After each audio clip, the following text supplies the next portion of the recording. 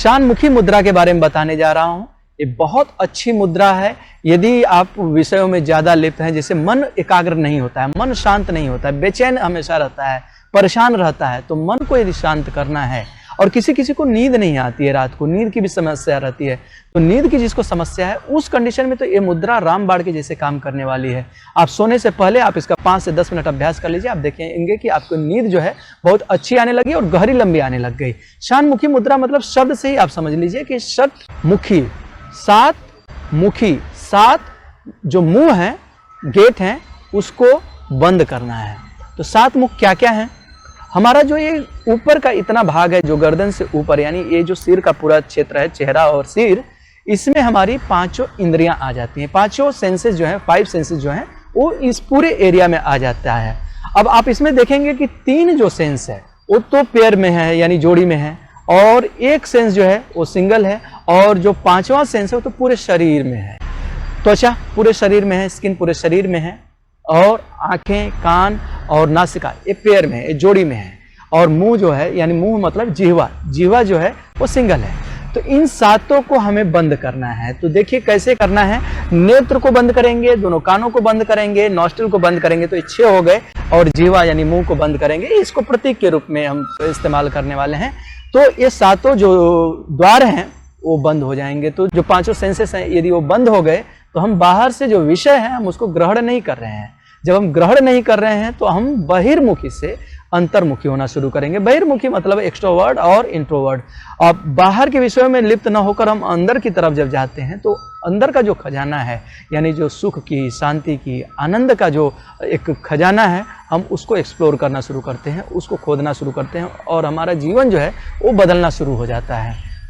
तो हम इसी मुद्रा का अभ्यास करने वाले हैं, और इसमें आप कई सारी चीजें धीरे धीरे आप जोड़ते जा सकते हैं। जैसे कि आप सांस को गहरी लंबी करके रोक लीजिए, अंदर रोक लीजिए, या फिर बाहर रोक लीजिए, या दोनों रोक लीजिए। एक बार सांस को अंदर करके रोक लीजिए, फिर एक बार सांस को बाहर करके रोक लीजिए। तो अभ्यंतर कुंभक और बहिर्कुंभक दोनों का अभ्यास कर सकते हैं। और इसके साथ साथ आप चाहे तो नादानुसंधान भी कर सकते हैं, ओम चैंटिंग भी कर सकते हैं, या भ्रामरी कर सकते हैं। तो ज्यादातर लोगों को हमने भ्रामरी का अभ्यास करते हुए देखा भी है, और मैं खुद भ्रामरी का अभ्यास करवाता हूँ। भ्रामरी का अभ्यास ऐसे कान को बंद करके कर लीजिए, या फिर शानमुखी मुद्रा में कर लीजिए। शानमुखी मुद्रा में कर लेते हैं तो मुद्रा का भी एक लाभ मिल जाता है, और उसके साथ साथ प्राणायाम का भी लाभ मिल जाता है। तो अभी फिलहाल आप देख लीजिए कि कैसे करना है, और फिर उसके साथ आप कैसे भ्रामरी प्राणायाम को जोड़ सकते हैं, इस बात को भी हम लोग जान लेंगे। तो मन को शांत करने के लिए, एकाग्र करने के लिए, इंद्रियों को वश में करने के लिए ये मुद्रा काफी अच्छी काम करने वाली है।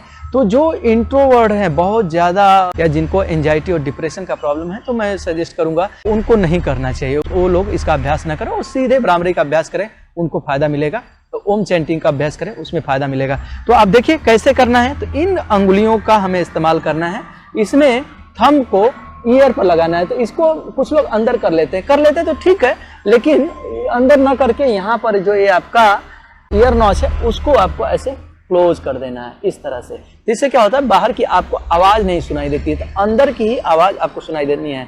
आपको ये मुद्रा करनी क्यों होती है? ताकि आप अंदर की जो आवाज है उसको आप सुन सके, उसको आप मैनिफेस्ट कर सके। इसलिए इस मुद्रा का अभ्यास करते हैं, ताकि जो चक्र हैं उनको जागृत कर सके। और इस मुद्रा को जब आप करते हैं तो आपका ध्यान कहाँ होना चाहिए? आज्ञा चक्र पर। आज्ञा चक्र पर आपको इसको ध्यान करना है। यदि आप आवाज को सुनने का अभ्यास कर रहे हैं तो इसको बंद करके अंदर की जो आवाज है उसको सुनने का प्रयास करिए। तो फिलहाल आप उसका अभ्यास करिए। उससे पहले इस मुद्रा को आप देख लीजिए। यहाँ पर ऐसे ईयर को क्लोज कर लेंगे, और फिर ऐसे नेत्र को क्लोज कर लेंगे, और दूसरे को यहाँ पर नॉस्ट्रिल पर करेंगे एक साइड में, और जो रिंग फिंगर है उसको लिप्स के ऊपर और दूसरे वाले को नीचे, कुछ इस तरह से आप कर लेंगे। और ऐसे ही दूसरे साइड में। तो पूरा जो मुद्रा है कुछ इस तरह से ऐसे बन जाएगा। नेत्र में ये जो दोनों भौहें जो यहाँ पर ये पलकें जुड़ रही हैं, यहाँ पर आप ऐसे कर लीजिए, और इस तरह से ऐसे मुंह पर।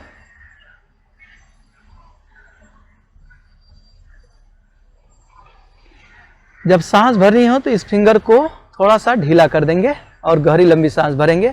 जब भर लिए तो इसको आप क्लोज कर लीजिए ऐसे, और फिर सांस को अंदर करके रखिए। और जब आपने सांस बाहर कर लिया, और जब सांस छोड़ना है तो सांस छोड़ लिए, और फिर उसके बाद फिर से बंद कर लीजिए। जब जरूरत हो सांस भर लीजिए। और यदि आपको भ्रामरी का अभ्यास करना है तो उसको भी आप देख लीजिए, एक बार मैं करके दिखा देता हूँ। ऐसे आप बंद कर लीजिए नेत्र।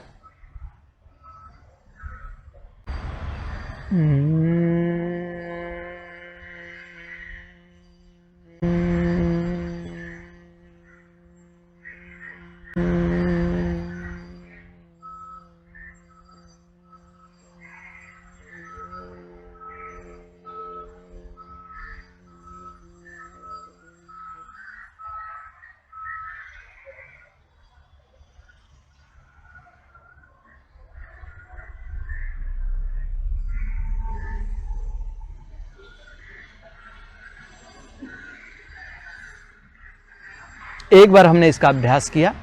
सांस आपको गहरी लंबी भरनी है, हमेशा योगिक ब्रीदिंग होनी चाहिए, मतलब अब्डोमेन, चेस्ट और शोल्डर, पूरी गहरी लंबी सांस भरेंगे और एक वाइब्रेशन के साथ, जैसे भंवरा आ रहा है दूर से और आपके पास से गुजर रहा है, तो ऐसी आवाज करते हुए भ्रामरी कर सकते हैं। चाहे तो प्रणव साधना भी कर सकते हैं, ओम चैंटिंग भी कर सकते हैं, आपकी इच्छा। या कुछ भी नहीं करना है तो सिर्फ सांस गहरी लंबी भरिए, रोकिए और सांस छोड़ दीजिए और मुद्रा में बने रहिए और सांस छोड़कर यहाँ पर आपको ध्यान करना है आज्ञा चक्र के ऊपर। अब इसमें चाहे तो मूल बंध भी लगा सकते हैं, उसमें कोई दिक्कत की बात नहीं है, लगाते हैं तो अच्छी बात है, नहीं भी लगाते हैं तो आप शांत मन से ऐसे आप यदि बैठते हैं तो 5 से 30 मिनट का इसका अभ्यास करके देखिए, आपका मन जो है स्वाभाविक रूप से बहुत शांत होने लग जाएगा।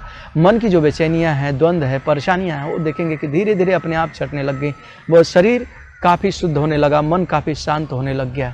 तो इस तरह से आप असीम शांति की अनुभूति कर सकते हैं। तो ये जो योग में विद्याएं हैं ना, मुद्रा हो, बंध हो, आसन हो, प्राणायाम हो, यूं ही नहीं है, उसके पीछे एक बहुत बड़ा विज्ञान है।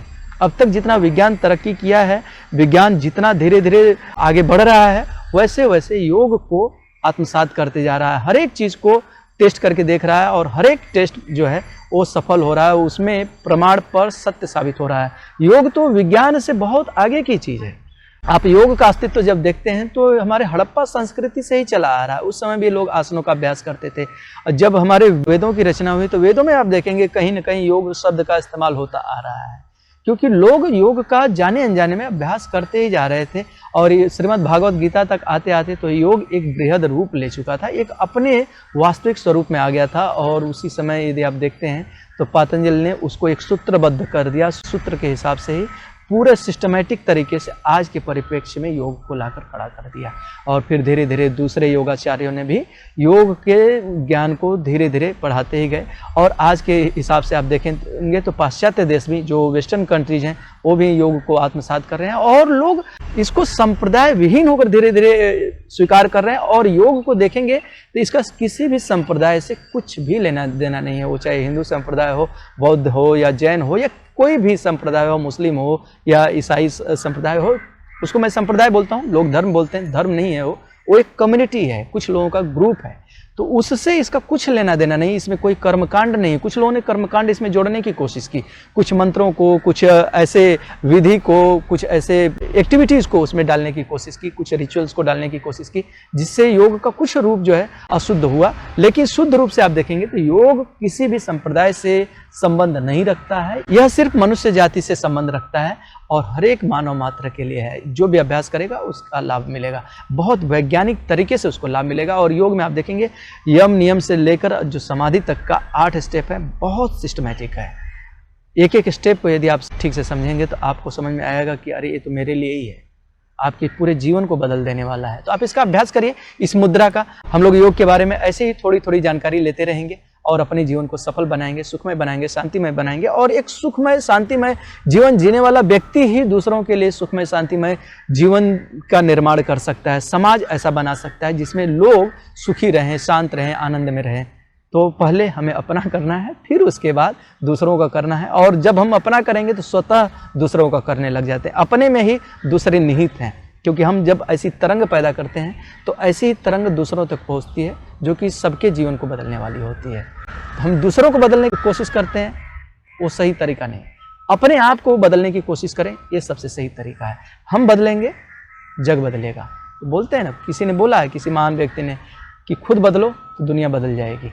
तो आप इसका अभ्यास करिए। कमेंट करके बताइए आप लोगों को क्या इससे लाभ मिलता है, आप लोगों को क्या जानकारी मिलती है, आप लोगों का क्या इसमें रिमार्क क्या है कि नहीं सही था, गलत था, कुछ इसमें ऐड होना चाहिए, कुछ नहीं ऐड होना चाहिए, आप बताइए, हम सुधार करने की कोशिश करेंगे। Thank you, bye bye.